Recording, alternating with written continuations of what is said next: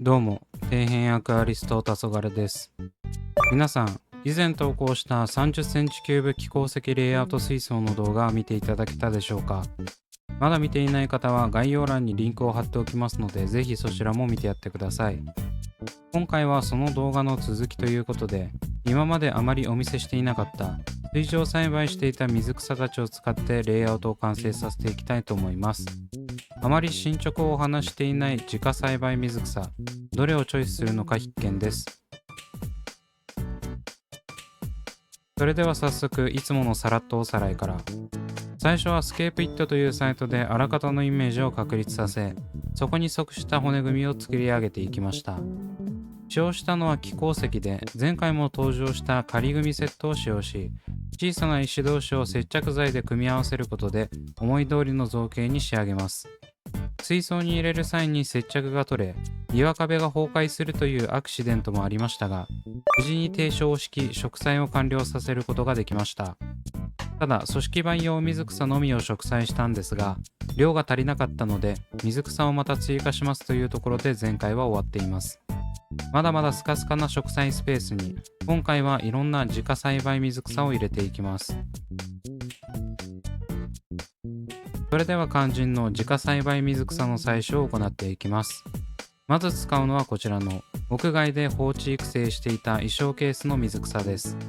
この衣装ケース、紫外線で劣化することを除けば、蓋をしたままでも十分育成でき、安全に密封していないので、しっかりとした水蒸用が茂ってくれます。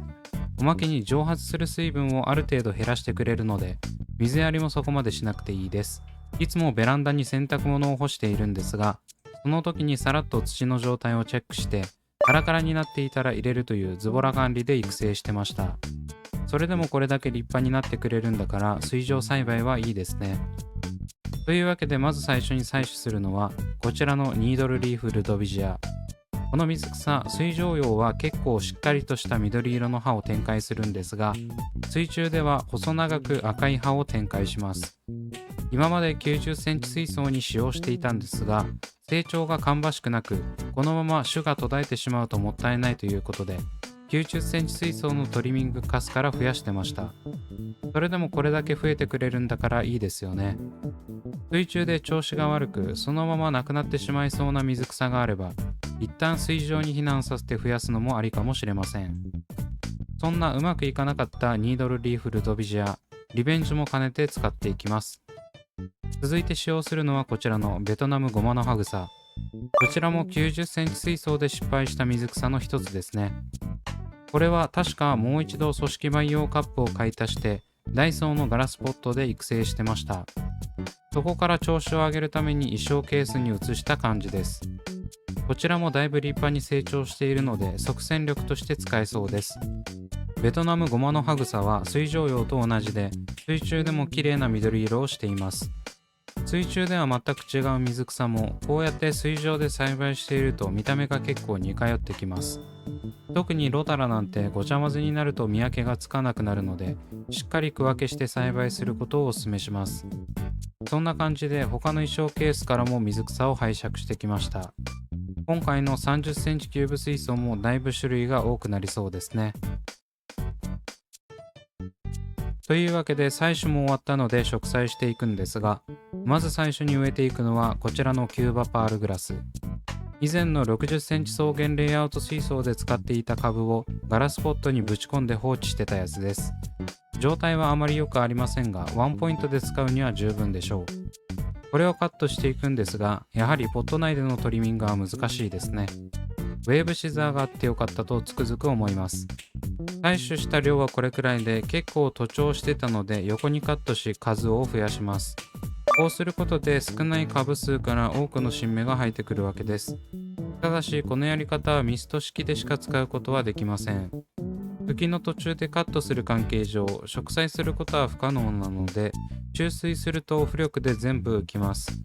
トイレで蓋をすればある程度抑えられると思いますが、大半は浮いてくるのでやめた方がいいです。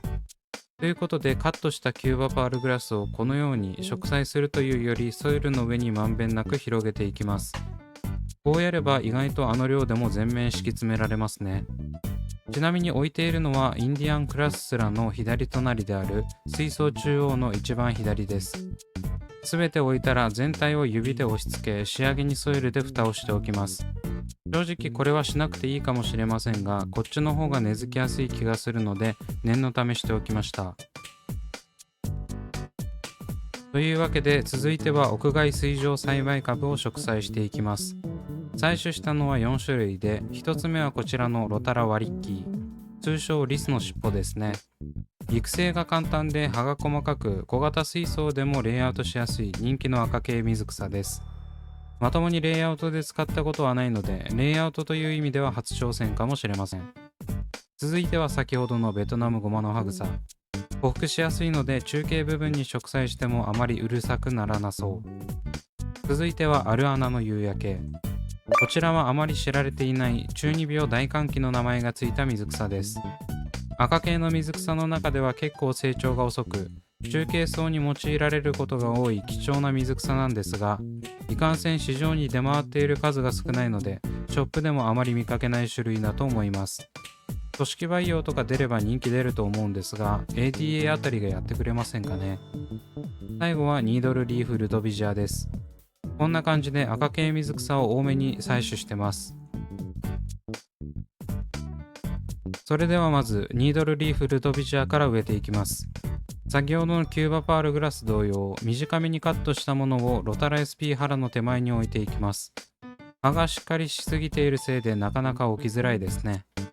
そしてさらにその手前には切り刻んだロタラワリッキーを配置。ちょっと詰めすぎな気もしますが、まあ実験的にやってみます。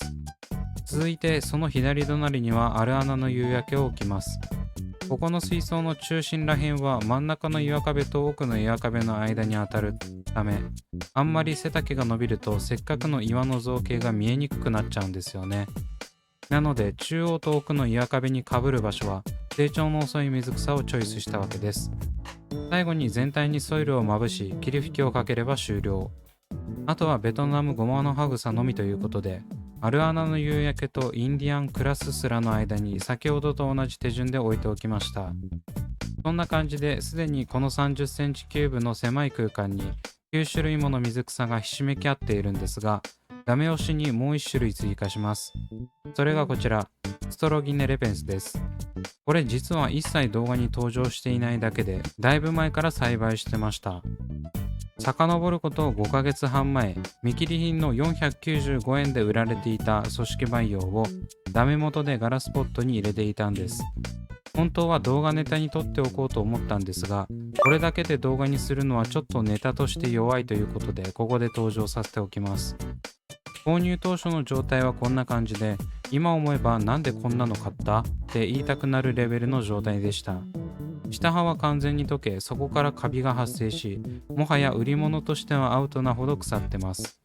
かろうじて頭頂部が元気だったので、当時の自分はそこに勝機を見出したんでしょうかね。今の自分だったら絶対手を出してません。そんな腐ってる水草もガラスポットで放置しておけば復活するんじゃないかということで作業したわけです。この当時はガラスポット万能と思ってましたからね。使ったのはいつものテトライニシャルスティックと使い古しのソイルです。そこに水を入れ、溶けた葉もろともぶっ刺していってます。マジで今考えると正気の沙汰じゃないです。せめてダメなところはカットしてから植えろと当時の自分に言いたいですね。この時は腐ってる部分は埋め込めば肥料になるだろうくらいにしか思ってませんでした。ただ意外なことにそこから2週間くらいで頭頂部が元気になりだし、復活の兆しが見え始めました。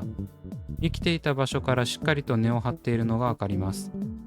そこからはただただ放置を繰り返し現在に至ります。いろんな水草をガラスポット内で水上管理してきましたが、密閉したままこれだけ状態よく育成できるのはこのストロギネレペンスくらいのものです。蓋さえ開ければもっと水上用に近くなり育成も簡単になるんですが、今からの時期は室内でハムシが大量発生する未来しか見えないので、どうしても密閉しときたいんですよね。それこそオープンにするならわざわざ室内で育成しなくてもいいですし、なのでこれを見てガラスポット栽培ってこんな簡単なんだと思ってやり始めると、水草によっては余裕で溶けたり枯れたりするのでお気をつけください。そんな結構歴史のある水草をカットし使っていきます。長い葉はもう蓋に激突していたんでちょうどいい機会でしたね。トリミングしたことで新芽が枝分かれしてガラスポット内ももっとボリュームが上がるのではないでしょうか。ある程度採取したら前傾層のコブラグラスと中央の岩壁のキア部分に植栽します。これで岩壁の足元をいい感じに隠してくれるのではないでしょうか。映像には映っていませんが、左の一番手前の岩の際にも植栽しています。というわけでいかがだったでしょうか。今回は自家栽培した水草の実を使って植栽していきました。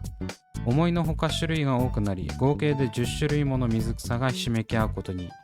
ただ、水上栽培を始めてからずっと思い描いていた水草の自給自足ができるようになって大変嬉しいです。